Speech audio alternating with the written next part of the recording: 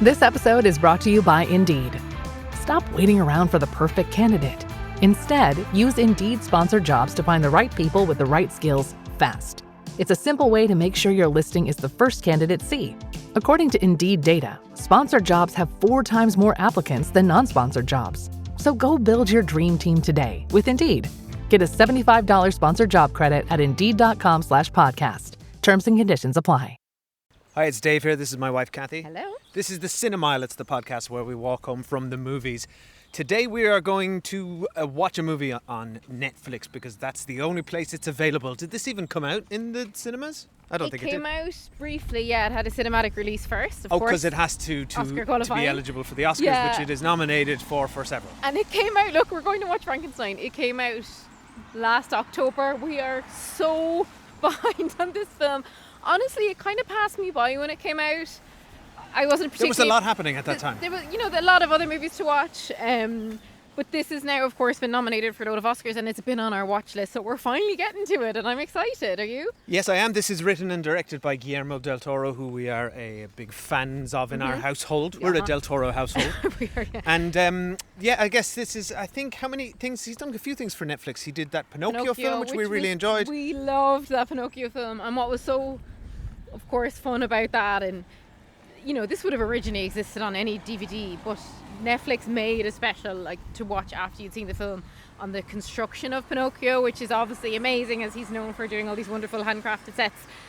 And I'm expecting similar in Frankenstein like that. They've got one. They've got a little documentary. Can't wait. We're going to watch that afterwards as well. It's basically what I love about his films is you watch them to be blown away by the scenery, by the costumes, by the visuals, and I'm expecting a lot from this film. I love Oscar Isaac.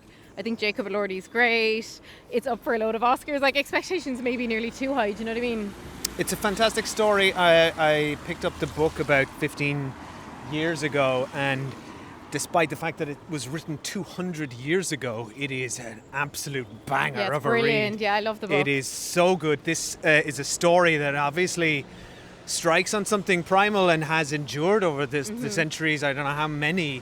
It's one of those things that just enter into pop culture and culture in general so significantly that it still resonates generations on in everywhere. You see so many it in iterations of it. Kids' cartoons. You see him in. You saw him in classic cinema, Hammer horror films. It's an enduring idea. This mad scientist, and it's regarded as being one of the first, if not the first ever, sort of science fiction stories. Yeah. It's brilliant, the book. I can't wait to watch this now. So we'll be back after we've watched it. See you soon. I remember pieces.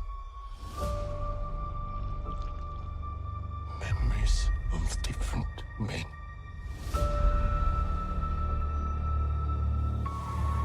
And I saw it. Your name.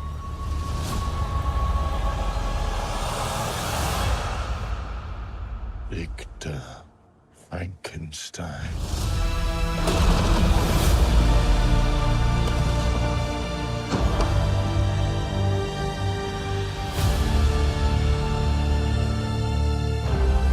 My creator. Hi, we're back. We have watched Frankenstein. It took us 2 nights, but turns out that's okay because the film's in 2 parts. Yeah, exactly. It worked. Neatly cut down the middle. Yeah. Normally we on the podcast are the first, well, me in particular, first to complain about long movies. This film absolutely warranted its deserved runtime. its length. Didn't begrudge it a second of its runtime. We should say, if it's your first time here at the Cinemile, we won't spoil the movie until, of course, we turn on to Spoiler Street. So, Kathy, what are your thoughts on Del Toro's Frankenstein? So we often talk about horror on this podcast and how I don't really like it and I tend to avoid horror. But what I don't avoid is... Yet almost always your favourite films of the year are horror films. Or not always. Not always. Go on, sorry. But what I love is gothic, kind of Victorian horror, which is a completely different than the modern jump scare horror. And this is I would say sumptuous. I just kind of fell in love with the sets really and the costumes, and the scenes are so beautiful and the use of colour. So I just really adored this film, how it looked. I love Oscar Isaac. I think he is perfect casting as Victor Frankenstein. I think Jacob Elordi was incredible as the monster and very much deserving of his Oscar nomination. And we watched the first night on our TV, and then the second night we actually said we have a projector that we put on the wall sometimes, and we said let's put it on the projector, and it was so beautiful. I wish we had caught it in the cinema. I often find with Netflix films that they're a bit ugly, a bit cheap looking, don't need to be seen whatsoever on a big screen. This is not the case with this film. Obviously they really believe in Guillermo del Toro and give him the budget to make incredibly cinematic movies. It's not just the budget, it's the craft. The belief of him and his entire team. Exactly, but you cannot have that kind of craft and that kind of a team without Netflix believing in you and giving you the time and space to do it, because it takes a long time to make sets like that. I had an absolutely wonderful time with it. I love the construction of it. I have a couple of quibbles that I'll get into in Spoiler Street, but overall, I couldn't, on the second night, I couldn't wait to turn it back on. I was really, really excited to watch it, and I loved this film. I'm sorry it took us so long to get to it. I really, really loved it. Dave? Yeah, I really thought it was very, very good. I really enjoyed my time watching this. I think there are issues with this movie, and some of them are fundamental, I think, to the screenplay and the writing, and the structure. But I'll get into that later. But I completely agree with you. On the sumptuous is the word for this.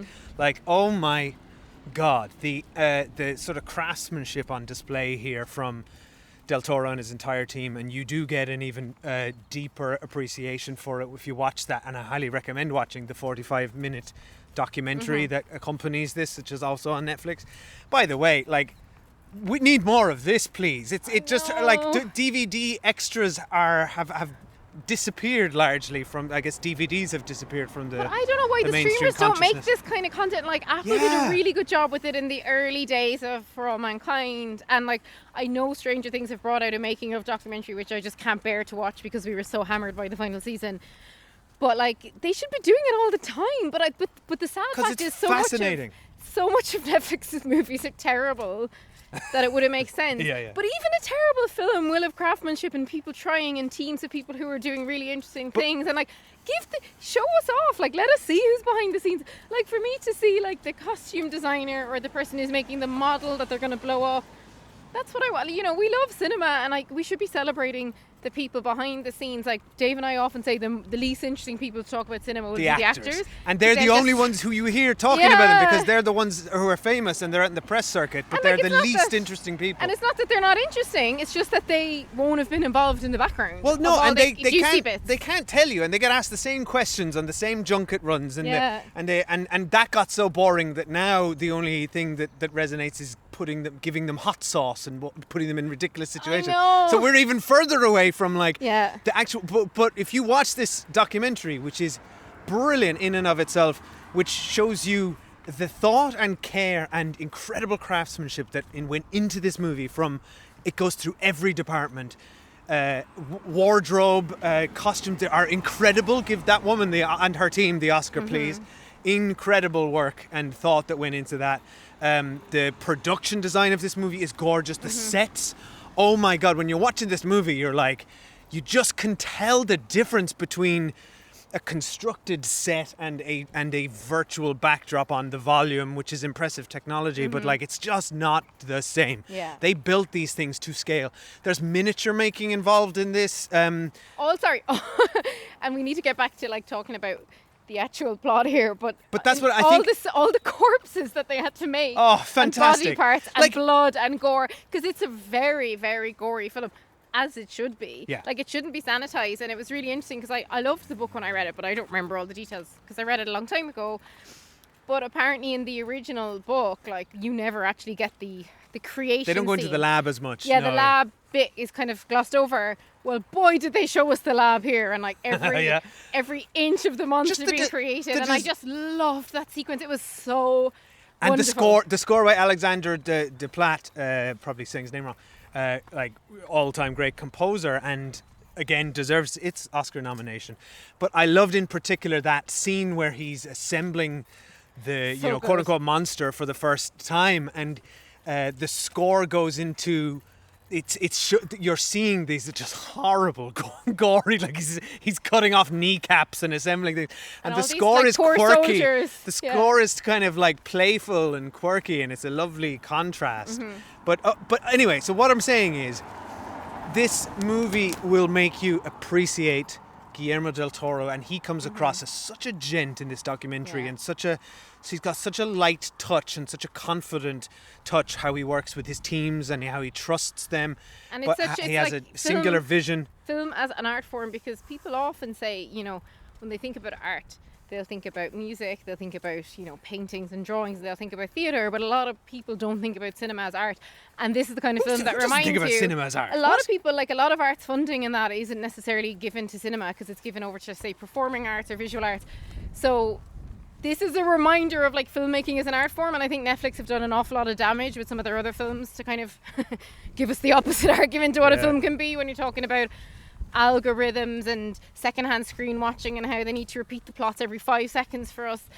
And I think I'm glad to see them giving the creative freedom and budget to Guillermo del Toro that he should have, but I kind of wish they were doing that for more filmmakers. You know what I mean? Like, just because he's an exception and he's amazing, but how can you make other filmmakers amazing, and how can you elevate them as well, and how could they think about cinema in that way? Exactly. This film is a success because of Del Toro, despite Netflix. Exactly. Like, Netflix isn't doing anything to advance cinema. It doesn't care about it. I just wish, like with Guillermo del Toro, like my only criticism is, why are you doing it with Netflix? Like, I just wish filmmakers would just put their welly behind cinemas, and like film should be in the cinema. We should have watched it in the cinema. I have no problem with it going to streaming after, but like their cinema run was very brief. I will say I don't know what's going on behind the scenes here, but not everyone. He doesn't have the power of a Christopher Nolan. He's Dave. He doesn't. I swear to God, he doesn't. Christopher Nolan is 10 times the bankable director that Guillermo del Toro is. It's just a fact. Yeah, but Guillermo del Toro has the power to choose what studio he works with. Yes, he does, but that's just, if you let me finish my point, we don't know what's gone on behind the background here. Whenever he was shopping around Pinocchio and Frankenstein and all these projects he wants to make. Oh, I'm sure no one wanted Pinocchio, by the way. That's so I'm like, maybe no doubt he went to Warner Brothers and he went to Paramount and he goes around them all and he's having negotiations with everybody. If Netflix are going to offer him, we'll bring you in and we'll make 5 of your films and we'll make Cabinet of Curiosities and we'll do all this. I forgot about that. I agree with you that it is sad to watch some of our greatest filmmakers go to the company that is killing cinema, and there is a fundamental issue there, and I am sad to see it. But I'm just saying it's not as simple as that. He's obviously weighing up. He's a creator and he wants to get stuff made. So I have some sympathy for. I have sympathy as well. It disappoints me.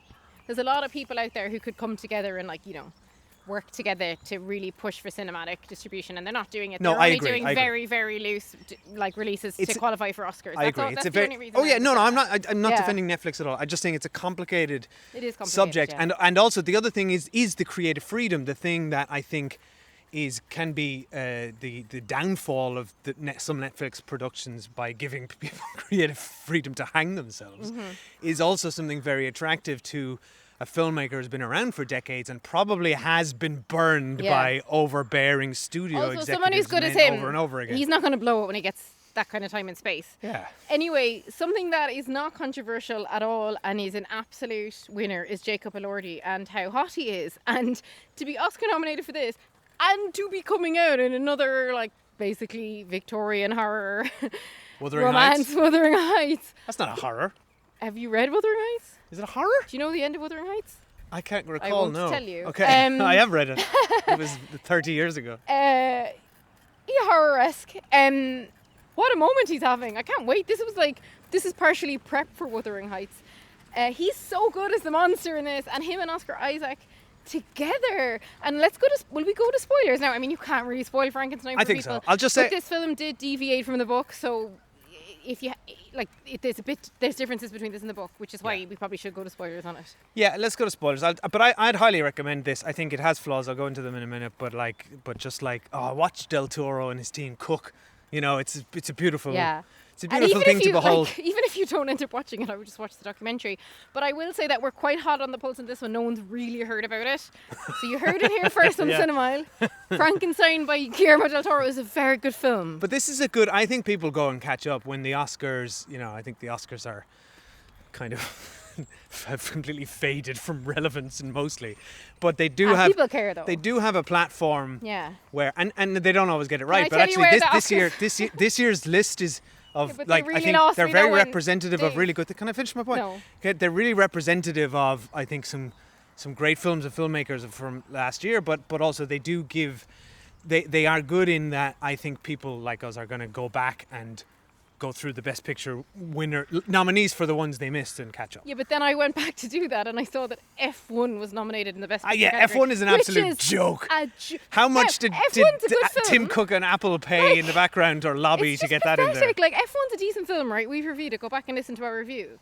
But to have that up against Sinners and Frankenstein, Come on! is It's just such embarrassing, it's such a like. tokenistic, we gotta represent the blockbuster. No, in what this we got to stupid represent is all Best the Picture. millionaires who were obsessed with F1. Like, it's Yeah. pathetic and embarrassing that that's in the Best I Picture agree. list. So it really does discredit itself there, but we know we still are going to go through and try and catch the ones we missed. Right, spoilers now for Frankenstein, and you may hear a quick ad. Right, we're back. So we're gonna go into full spoilers for Frankenstein at the moment. Sorry if you're hearing a weird creaking. We have an umbrella up and it is making a creaking. I think it might be coming rainy through here a little lately. bit. What actually is stopped. I'll take it down. one of the big differences between this and the book, and that I really enjoyed, is that they really expand on like Victor's childhood and then the relationship with the brother. And Well, the what's- brother is a basically- footnote in this Yeah. original story. So It's like and again I loosely remember the book, but I found the scenes with the young Victor and his dad, played by Charles Dance, and the mother passing and the brother being born. Charles Dance, That though, was all so riveting, wasn't it? Like, I was Oh, yeah. totally engrossed it's great. in all the Young Frankenstein stuff. By the way, I'm sure Young Frankenstein is a spin-off. I've heard that term before. I'd love to. Well, no, Young Frankenstein is an old Mel Brooks movie. It's a comedy. Right, okay. I would love to see Charles Dance do a different character. can't. though. Come on. But he's so good at this The character. same old dance. But like the scenes with him as a doctor training young Victor to be the doctor, and then and whipping him and all that, and then we see, and like Victor, And he's flinching. doing that later He's doing to all the later monster. Yeah, Frankenstein, yeah. and like But that that's stuff was just so well done, and like the visuals of the giant home they lived in, and the mother's death, and how she was placed in the coffin, and God, and like then that's kind of his. those coffins were cool, Class. weren't they? Like the little. They're like Egyptian tombs or Yeah. something. And then that's like the driving force for Victor to kind of turn into the monster that he becomes. Like the death of his mother and wanting to bring her back to life. And then the cruelty he experienced at the hands of his father. And the combination of that turning him into like a raving psychopath. And that's what Del Toro wanted to bring to the story, because he says that this is his Frankenstein. You know, he grew up steeped in the book, and he's obviously obsessed with monsters, and that was just a part of his childhood and his life. But he wanted to inject sort of his own take on this, and I do think that he talks about it being about fathers and sons, and he is in And discourse like cyclical trauma. That's it, yeah, and I think that's all here, and it is ramped up a lot more than it is in the book, which is more about, because it was written 200 years ago in a time when Mary Shelley and her, famous feminist writer mother Mary Wollstonecraft were, women were oppressed. They weren't allowed to be educated. They certainly weren't allowed to be authors, and the book was a bit of a shock when it was revealed that a woman wrote it. It's so incredible. She wrote that like when she was very, very young, didn't she? Was she what, 19, She came 20? up with the idea. She was at a retreat, like a summer retreat, because she was an societal outcast because she hooked up with a married man, Percy Shelley, who was a poet, and him and Lord Byron, another famous poet of the time, and her were all kind of outcasts for various reasons, and they went off to Geneva and left the sort of cultural scene, and they were and then they had a competition to come up with a spooky ghost story, and she went off and just came up with the idea for Frankenstein, and either Percy Shelley or Lord Byron, I think it was or maybe somebody else, apologies, I don't have the details, came up with the story The Vampire, which later inspired Bram Stoker to write Dracula. What a so summer imagine camp. this one competition, a little fun little competition at a lake in Geneva. And they at probably a think house, people came will up with become two more of the most iconic monsters in history. And they're like, people will become more and more creative as time passes. No, lads, everyone will just keep remaking your stories That's it. over and Yeah, over yeah. and over again until the end of humanity.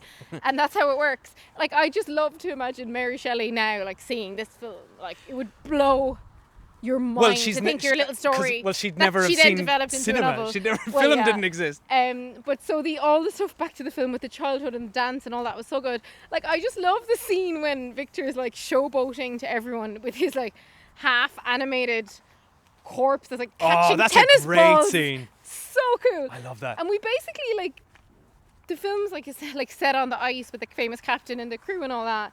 And then we see all Victor's telling, and then we see all the monsters telling. So this is which where is just a great structure, I think. I think this is a great idea on and paper. when it got to the monster bit, that's when we just turned it off and came back the next So night. you do get all these perspectives in the book, but what Toro literally just cut the film in half, and he says this in the thing, you know. So it's part one, Victor's story, part two, the monster story. But and by the way, Victor's story is hilarious because as he's telling it to the captain, who by the way we said has to be a Mickelson.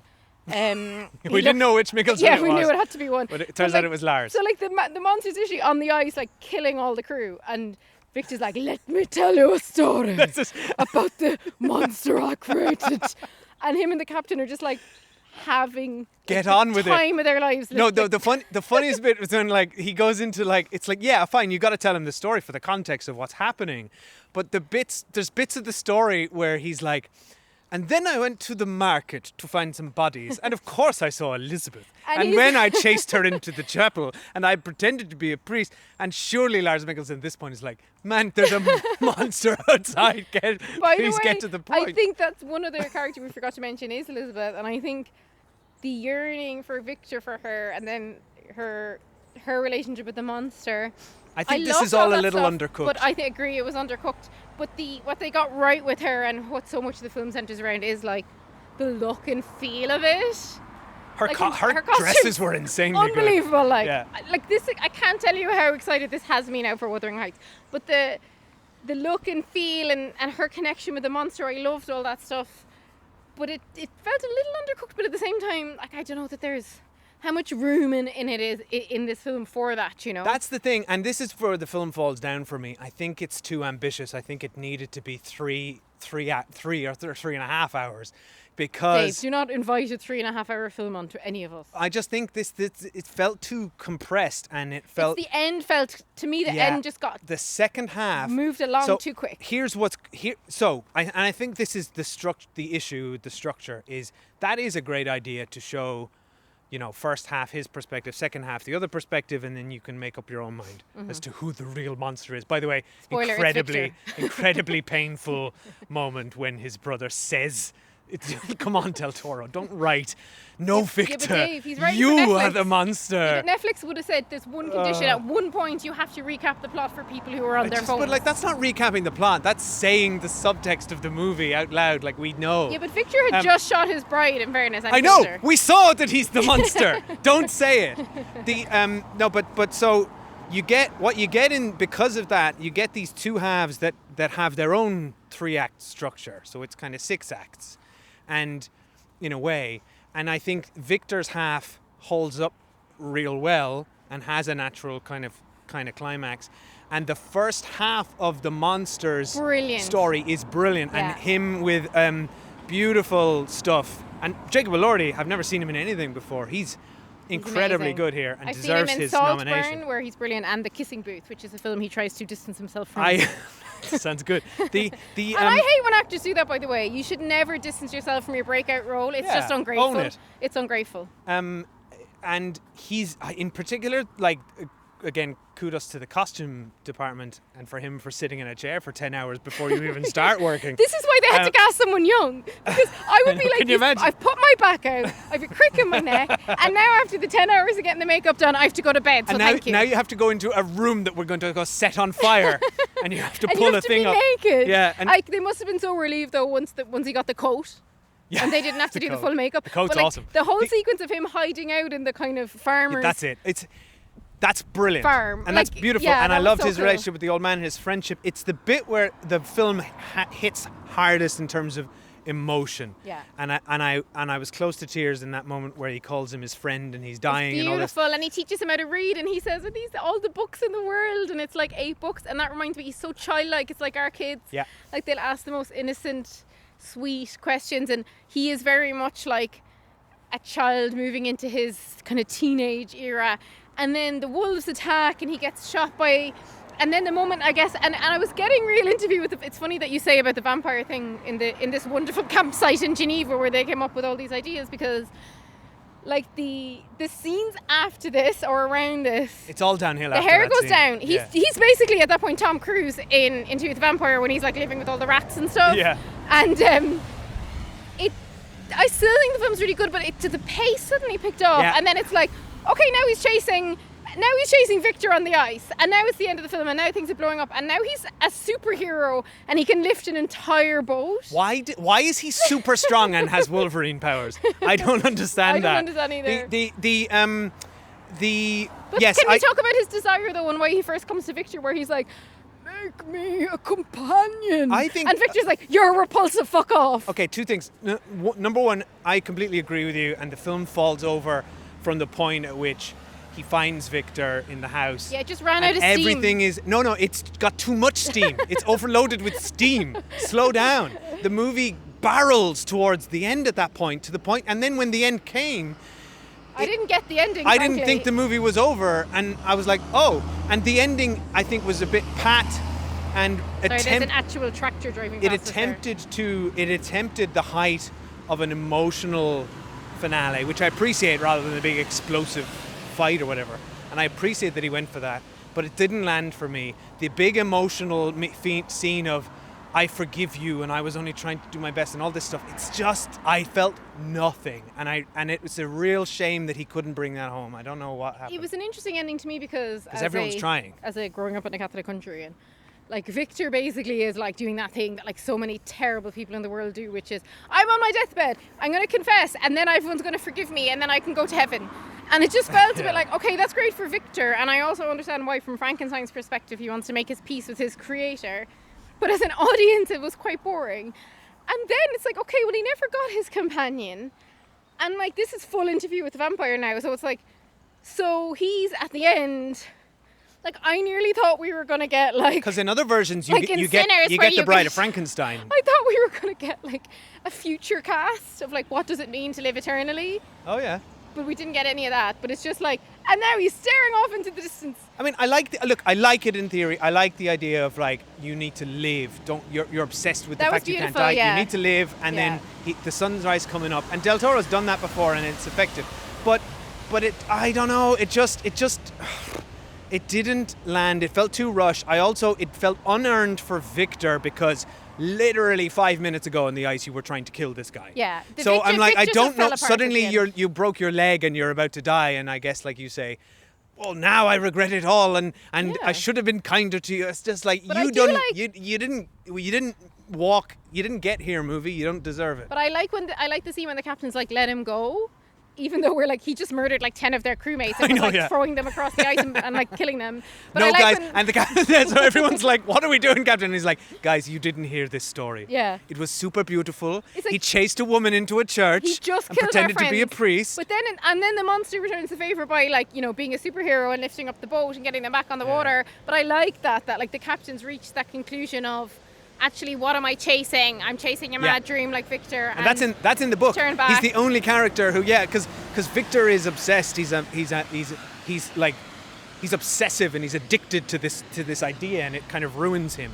And I like this. There's something fundamentally human in that moment where he sits on the step after it's done, and he says it's a hollow victory. You know, you did. And I think all that stuff's brilliant. I think we've all experienced that at some point in your life, where you're like, you achieve the thing you've worked so hard to get, and it's just like, oh, it doesn't because he's feel as what I thought it was going to his feel. drive is giving him the momentum, and then when that drive's gone, he's like very deflated. Yeah. And like we could talk about this film all day, 'cause so many wonderful pieces. Like, I love how when we see at the very beginning, when he's speaking to the monster, and he's speaking kindly to him because he's excited by him. And he's like, he says Victor, and he learns the word, and it's really nice. And then it's almost like the monster's brain stops because Victor starts treating him terribly. Yeah. And that's very much like what would happen a child who experiences trauma, like they would revert and go backwards and not be able to learn. Well, and he like lives in thrive. fear, yeah, And he he lives in can't- fear. yeah. And then it's on the meeting of Elizabeth that kind of reimagines and reopens his mind, and then the old man who's his friend.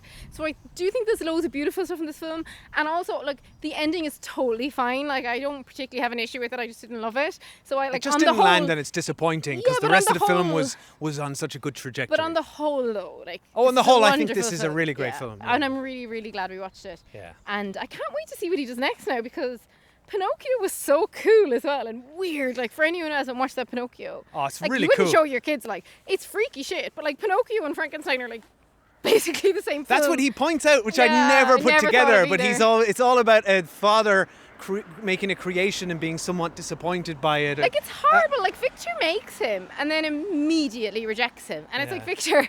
It's like he never thought about what would actually happen if the creature came to life. Like he had never thought that far ahead. It's like you have an undead zombie going around who thinks you're its dad, and now you're going to be awful to it, and that's so sad. And it's like so many parents have children and then like don't even treat their children nicely. Like I do think there's a lot of themes in here, and I'm really pleased we watched it. So anyway, anyone who has watched it, thank you for recommending it. We've had a lot of people over the last few months messaging saying, when are you guys going to watch Frankenstein? So we've done it. Thank you for pushing us, and let us know what you think. Come over to thecinema@gmail.com or Instagram or YouTube or Blue Sky. I'm trying to remember. We keep changing platforms as platforms change. That's it. Yeah. Got to go where the people are. But most importantly, come over to patreon.com/thiscinema. What are we up to over there, Dave? Yeah, so you can. We've just published our heated rivalry spoiler chat.